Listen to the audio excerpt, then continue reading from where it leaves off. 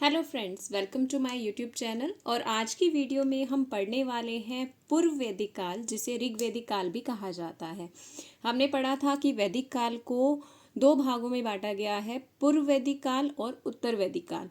क्यों बांटा गया? क्योंकि इन दोनों टाइम पीरियड्स में सोसाइटी में या धर्म में या राजनीति में बहुत से चेंजेस आ गए थे। जो स्टार्टिंग में वैदिक सभ्यता थी, वहाँ की सामाजिक स्थिति, राजनीतिक स्थिति जो उत्तर वैदिक काल की राजनीतिक स्थिति है उससे बहुत ही डिफरेंट थी। इसीलिए इसे हमने टू पार्ट्स में डिवाइड करके पढ़ना है।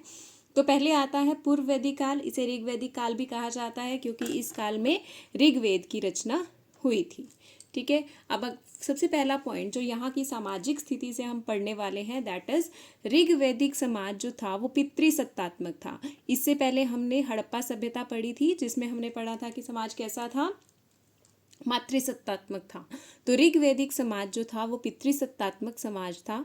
समाज की सबसे छोटी इकाई परिवार होता था, जिसे कुल कहा जाता था। परिवार या कुल जो होता था वो समाज की सबसे छोटी इकाई होता था। परिवार के मुखिया पिता होते थे, ठीक है, जिसे कुल या फिर गृहपति कहा जाता था।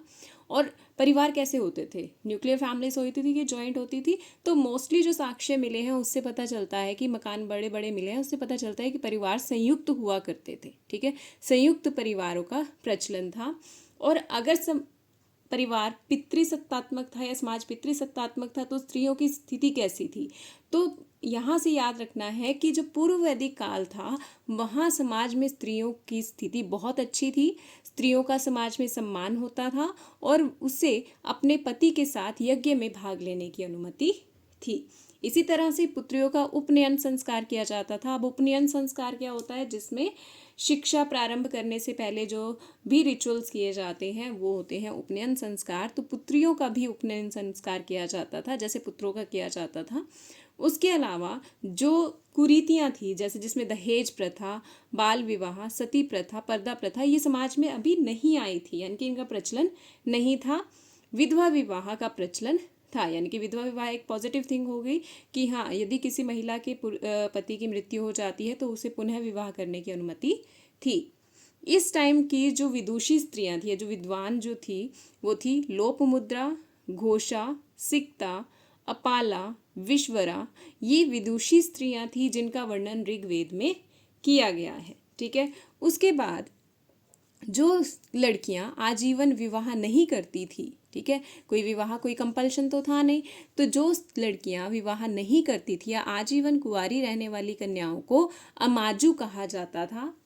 अब समाज में दास प्रथा थी, ठीक है, दास प्रथा का प्रचलन था, परंतु जो यूरोपीय देश है उसकी भांति ये कठोर नहीं थी। यूरोप यानी कि यूनान और रोम में जो दास प्रथा थी बहुत ही कठोर थी, मतलब दासों के साथ बहुत अत्याचार किए जाते थे। परंतु यहाँ की जो दास प्रथा थी वह इतनी कठोर नहीं थी। समाज का खान पान कैसा था? भोजन जो था यहाँ पर शाकाहारी एवं मांसाहारी दोनों तरह का होता था। वस्त्र किस तरह के पहनते थे? तो सूती, ऊनी और चमड़े से बने वस्त्रों को पहना जाता था। तो एक बार फिर से रिवाइज करते हैं। समाज पितृसत्तात्मक था। समाज की सबसे छोटी इकाई परिवार थी। परिवार संयुक्त होते थे। स्त्रियों का समाज में सम्मान होता था। पुत्रियों का भी उपनयन संस्कार किया जाता था। दहेज प्रथा, बाल विवाह, सती प्रथा, पर्दा प्रथा समाज में प्रचलित नहीं थी। पर यहाँ पर याद रखना है कि हाँ, विवाह के समय लड़कियों को कुछ ना कुछ उपहार दिए जाते थे, परंतु वो दहेज प्रथा से अलग होते थे, मतलब कोई बहुत ज़्यादा नहीं दिया जाता था। ठीक है।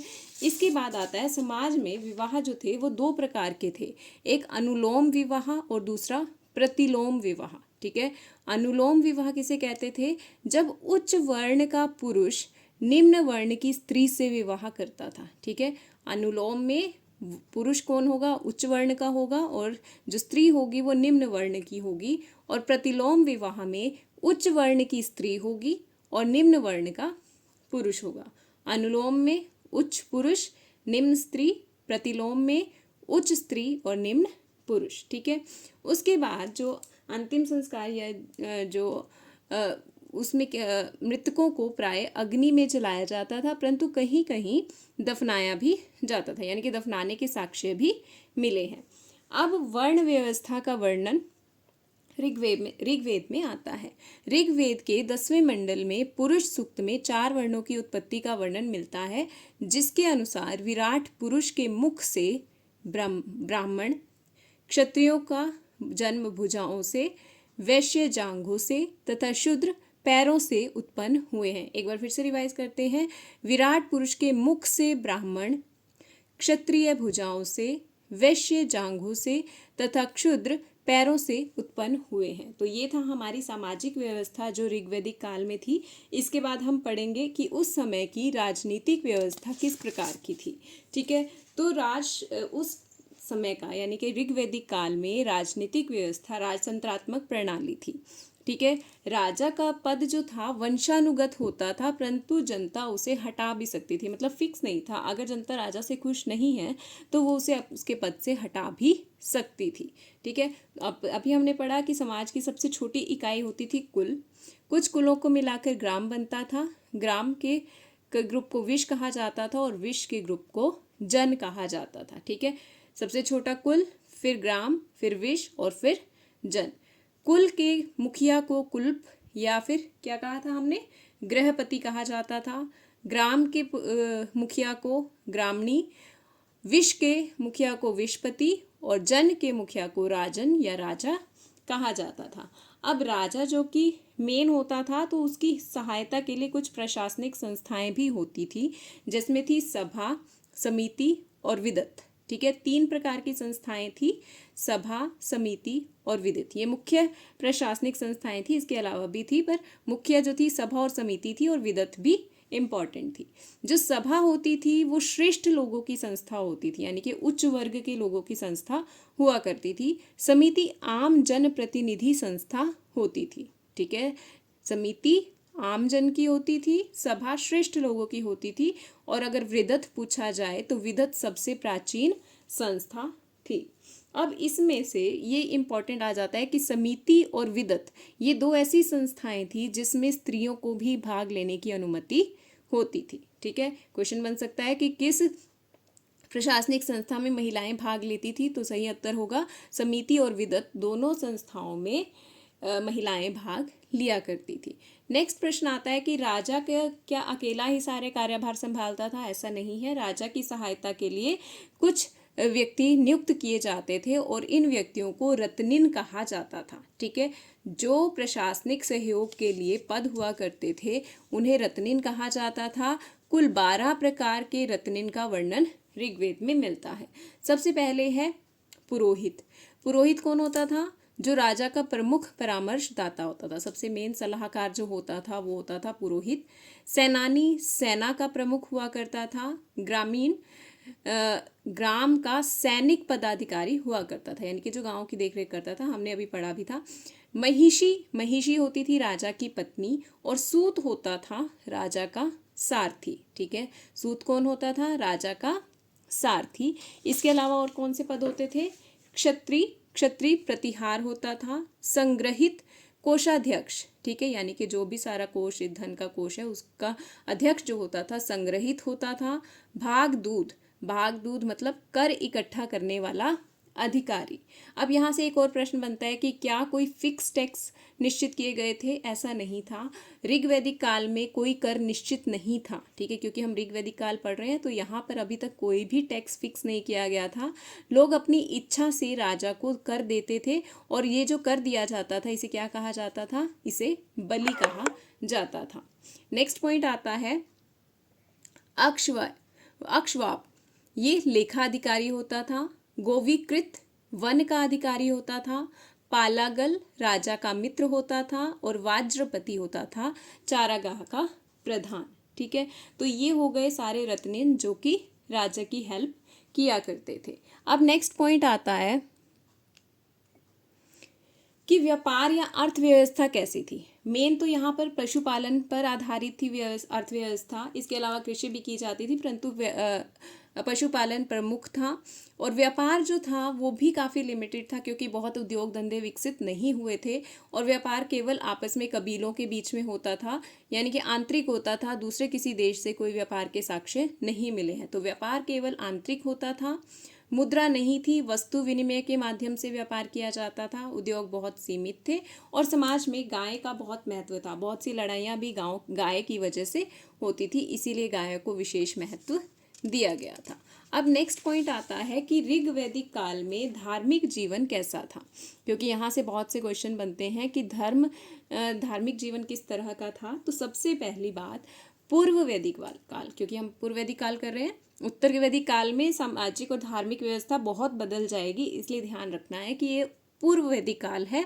तो यहाँ के लोग प्राकृतिक पूजक और बहुदेववादी थे, यानी कि प्राकृतिक शक्तियों की पूजा करते थे और बहुदेव वाली बहुत से देवताओं की पूजा करते थे। कुल कितने देवताओं का वर्णन मिला है, हमने पिछले वीडियो में भी पढ़ा था कि 33 देवी देवताओं 33 देवताओं का वर्णन मिलता है और इनको आगे 3 श्रेणियों में बांटा गया है। सबसे पहले है पृथ्वी के देवता, फिर है अंतरिक्ष के देवता और फिर है आकाश के देवता। ठीक है, पृथ्वी, अंतरिक्ष और आकाश के देवताओं के अकॉर्डिंग इन 33 देवी देवताओं को बांटा गया है। जब पृथ्वी के देवता की बात आती है तो पृथ्वी के देवता थे पृथ्वी, अग्नि, सोम और बृहस्पति। ठीक है, जो सोम होते थे वो वनस्पति के देवता होते थे। ठीक है, पृथ्वी, अग्नि, सोम और बृहस्पति।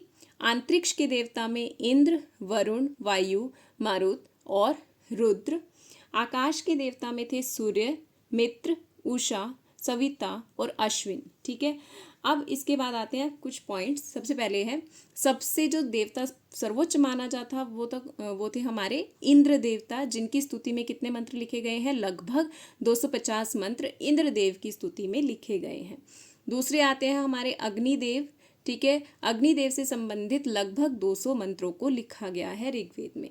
अब मित्र कौन था, यहाँ पर आया ना मित्र का वर्णन, आकाश के देवता में मित्र था, तो मित्र कौन होते थे, मित्र वरुण देव के सहयोगी थे। मारुत जो कि अंतरिक्ष के देवता थे, तूफान के देवता थे। सोमदेव जो कि पृथ्वी के देवता के कैटेगरी में हमने पढ़ा, तो सोमदेव वनस्पति के देवता थे। तो एक बार रिवाइज करते हैं, मित्र जो थे वरुण देव के सहयोगी थे, मारुत तूफान के देवता थे, सोम वनस्पति के देवता हुआ करते थे। ठीक है, अब यहाँ से देवताओं की जो पूजा की जाती थी उसका उद्देश्य क्या होता था कि हम पूजा करते हैं, हमारा उद्देश्य क्या है, हम मोक्ष प्राप्ति के लिए, आज की कलयुग के समय में लोग क्या करते हैं, मोक्ष प्राप्ति के लिए भगवान की पूजा करते हैं। तो उस समय पर जो देवताओं की पूजा का उद्देश्य होता था वो मोक्ष नहीं होता था। ठीक है, वहाँ पर मोक्ष की कामना नहीं की जाती थी, अपितु किस चीज़ की कामना की जाती थी, धन धान्य की, शतवर्षीय आयु की, पुत्र एवं विजय की कामना की जाती थी। यानी कि इसके लिए विभिन्न यज्ञ किए जाते थे, धन धान्य के लिए, शतवर्षीय आयु के लिए, पुत्र प्राप्ति के लिए और विजय की कामना हेतु देवताओं से की पूजा या आराधना की जाती थी। उस समय पर पशुओं की बलि दी जाती थी। मानव बलि का भी एक उदाहरण ऋग्वेद में देखने को मिलता है। ठीक है, तो धार्मिक व्यवस्था, प्रकृति के पूजक थे, बहुदेववादी थे, लगभग 33 देवताओं का वर्णन ऋग्वेद में मिलता है। पृथ्वी के देवता, अंतरिक्ष के देवता और आकाश के देवता। पृथ्वी के देवता में पृथ्वी, अग्नि, सोम और बृहस्पति। अंतरिक्ष के देवता में इंद्र, वरुण, वायु, मरुत और रुद्र। और आकाश के देवता में सूर्य, मित्र, उषा, सविता और अश्विन। ठीक है, अब गायत्री मंत्र किसकी स्तुति में लिखा गया है, तो ये क्वेश्चन आता है, तो इसका आंसर होगा कि सविता देवी की प्रशंसा में या सविता देवी के लिए गायत्री मंत्र को लिखा गया है। So this was all about ऋग्वैदिक काल, जिसमें हमने उसकी सामाजिक, आर्थिक, धार्मिक सभी स्थितियों को अच्छे से पढ़ा। अपनी अगली वीडियो में हम उत्तर वैदिक काल को पढ़ेंगे, जो कि इस कंडीशन से काफ़ी डिफरेंट हो जाती हैं। सो पहले इन्हें अच्छे से याद करना होगा कि ऋग्वैदिक काल में स्थिति कैसी थी। So thank you, have a nice day.